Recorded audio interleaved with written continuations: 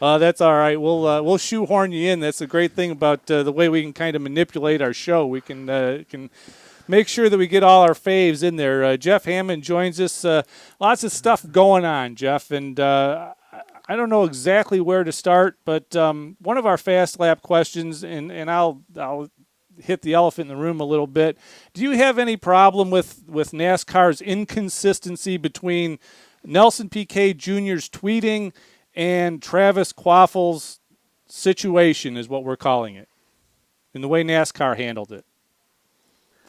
I think that, in all fairness to NASCAR, I think that this situations have kind of caught them a little by surprise. And the reason I'm saying that is totally unexpected out of both of these drivers. And I think when you have a first-time situation like this for these types of incidents, I'm not going to say you always get it right the first time. And I'm not trying to defend NASCAR, because doing what they do is very difficult. And they'll tell you real quick, our job really is to take care of the race cars and police what goes on at the track, in that garage area, and during the race on the track. And when something happens away from the track, something happens that they really have a need to interfere with but don't really want to get into, I think this is where sometimes we draw the conclusion that it is inconsistent. And I'm not trying to make excuses for them, but I know it's a very difficult position to try to do an officiating job and then all but help control these guys' lives as they represent our sport. All right, well, let's head off to something else that's not very good news, and that is Brian Vickers again having some problems and going to be out of the race car for the rest of the season. Charlie and I were kind of going to speculate who we thought should be in that race car. Michael Waltrip's going to be in there at Talladega. Do you get any sense who might fill those last four races in the 55? You want to laugh? Today when we were hanging out on our Fox.com portion of 3-Wide with Larry McReynolds and Darrell Waltrip. Darrell had his racing helmet sitting behind him on his head, saying, "Hey, anybody listening? Martinsville's coming up. Hello, check me out. I got a pretty good record up there." So, Big Brother was kind of like throwing his name in the ring right there to make one last run at this thing. I thought that was kind of humorous, but really, there's not anybody at this point in time that I'm aware of that Michael has really kind of reached out to, or Rob Kaufman have kind of tagged to fill in this car for the remainder of the year. Because the good thing about it is, from Martinsville on, most of the places we're going to be going to, there will be a nationwide driver available, and a lot of places also truck drivers. So it's really up to them if they want to experiment a little bit, and at the same time, what does Aaron Zerent really want? I mean, what are they looking for? Because in a situation like this, when you really are not in the middle of a championship chase with that particular car, you have a little bit more flexibility. But you want to make sure that the sponsor and the team are being represented correctly. And with having Clint Boyer in the chase like they do, you want to feel like, well, can we get somebody in here that possibly can drive this race car and test a couple of things for us so that Clint's getting some benefit out of having a team car? Well, that's kind of a odd situation with that. I don't want to make this a whole Michael Waltrip racing segment, but it kind of turns that way with all the stuff that's going on. Again, yesterday Rob Kaufman comes back along with Michael, and they say we're going to run 2.5 cars next year, which is, with some debate as to what that team was going to do. There was rumors out there that Rob was going to leave and start up his own race team, separate from Michael. I guess the best way, the new hot phrase is, what a hot mess this is. It really is. Again, it's very unfortunate that all of a sudden this late in the season we're having a lot of oopses occur in our sport. It's starting back at Richmond with the oops that Michael Waltrip Racing got caught up in, and continues to kind of play out here on in the public view because losing Napa and having now to downsize to keep themselves at least healthy as best they can with the amount of sponsorship that they do have with Aaron's Arenas and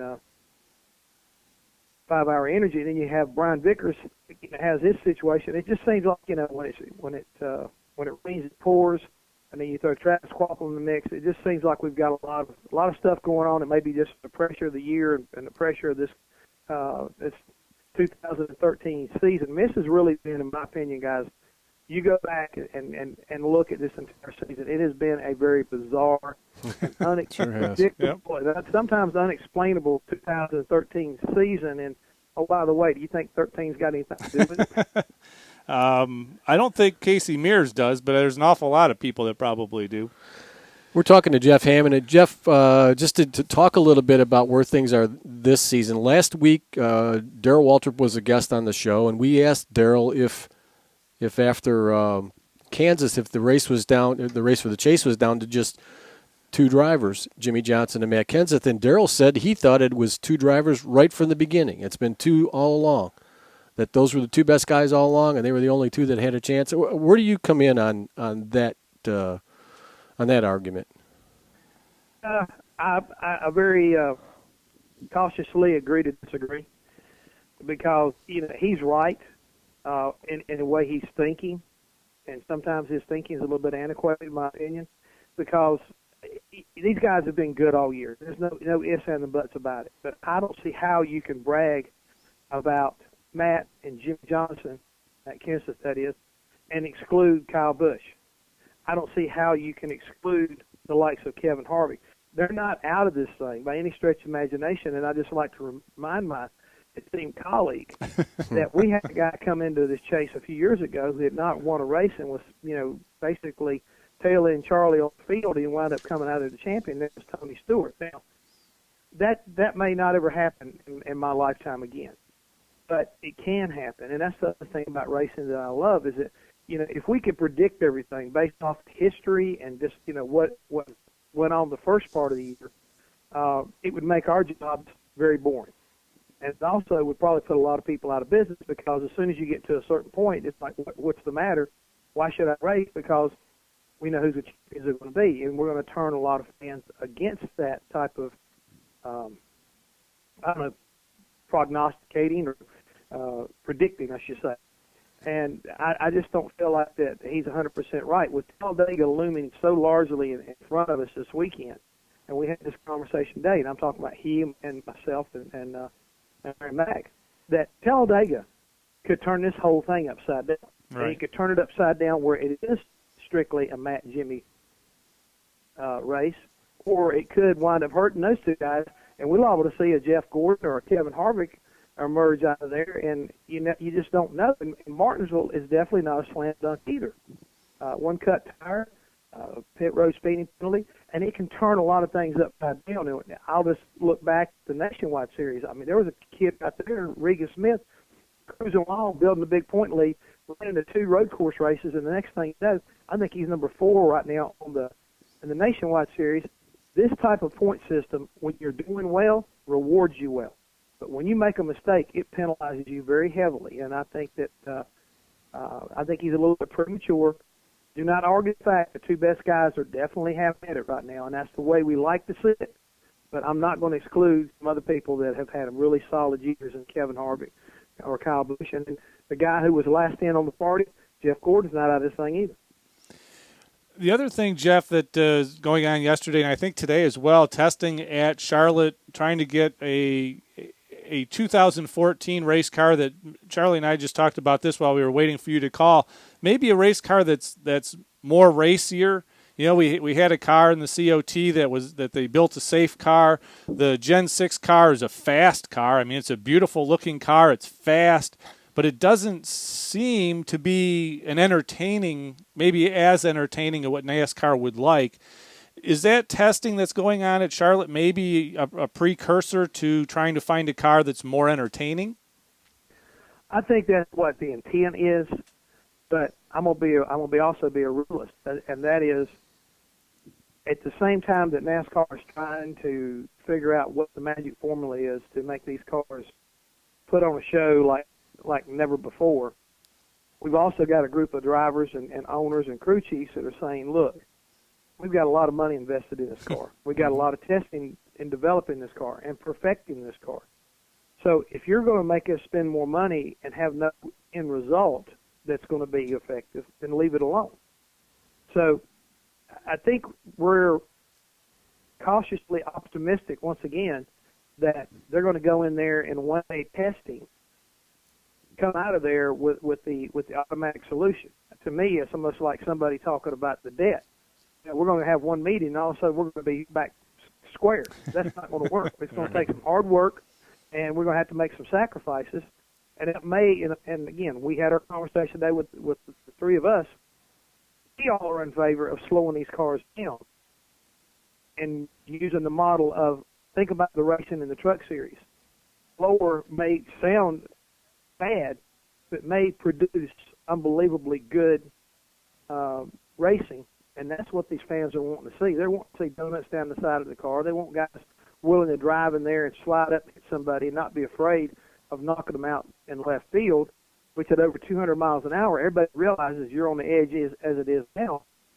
You don't want to be the cause of it, and you definitely don't want to wind up being on the effect end of it. So slow them down, get it back where they can control it, and we may wind up producing the end result that we're looking for. As Darrell pointed out, let's take something in between the Gen 6 and a truck, and let's make us a stock car that we all can agree is a good show car too. You know, we'll put the show on that we're looking for, and the styling and everything else that goes along with the Gen 6 car. So how we get there, again, this is not something that we're going to fix probably in one test at Charlotte. We're talking with Jeff Hammond, and Jeff, we're going to let you go. I just want to remind everybody we're not that far away from the holidays. If you want to give a gift to someone and give them a gift that they're going to love if they're a race fan, the book Real Men Work in the Pits by Jeff Hammond, you cannot go wrong. It's a great book. So we'll get you the plug there, Jeff. Continue to buy that book because Jeff's a great guy, and that's unendorsed from us. But Jeff, thanks so much. We appreciate you being on the show. As always, we appreciate your opinions. And when I said to Darrell last week to end up, I said, you know what? We never even got a chance, Darrell, to talk to you about Jeff Hammond. And his comment was, that's a short conversation. So, with that being said, Jeff Hammond, do you have an ending for this interview? Oh no, not when it comes to Darrell. I learned a long time ago, and this is a phrase that he gave me, and you can kind of like surmise where I'm going with it because I love the man to death. When you start arguing with the fool before too long, you can't tell who the real fool is. Jeff Hammond. Thanks, Jeff. We'll talk to you again. All right. Thank you, guys. Take care. Jeff Hammond.